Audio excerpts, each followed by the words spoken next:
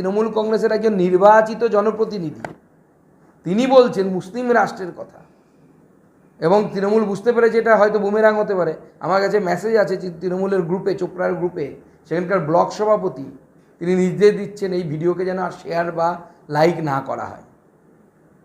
আমার কাছে যে প্রমাণ আছে, আপনারা চাইলে আপনাদেরকে দিয়ে দিতে পারি আমি। তো এইভাবেই তো চলছে রাজ্যটা। অর্থাৎ যা এই ধরনের মাল মেটেরিয়াল আছে এদেরকে ভোটের কাজে ব্যবহার করো, আর তারপর কার্পেট দিয়ে চেপে দাও। আর কার্পেটের রঙটা হচ্ছে সবুজ, দিদির কোম্পানির কার্পেট। সুশীল সমাজ বলে কেউ নেই, এখন সবাই অনুপ্রেরণার সমাজ আছে।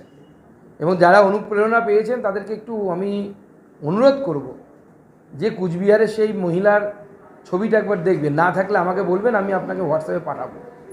সেই ছবি দেখে কি আপনাদের লজ্জা হয়? বা চোপড়ার সেই কাপল যাদেরকে পেটানো হচ্ছিল তাদের ভিডিওটা দেখেছেন? দেখলে কি একটু লজ্জা শরম হয়? নাকি ওগুলো সব বিক্রি করে দিয়ে এসছেন কালীঘাটে? যদি বিক্রি করে দিয়ে থাকেন তাহলে আমার কিছু বলার নেই। আমাদের ভিডিও ভালো লাগলে লাইক এবং শেয়ার করুন। কমেন্ট সেকশনে গিয়ে জানান আপনাদের মতামত। আরও ভিডিও পেতে আমাদের চ্যানেল সাবস্ক্রাইব করুন এবং প্রতি মুহূর্তে খবরের আপডেট পেতে প্রেস করুন বেল আইকন।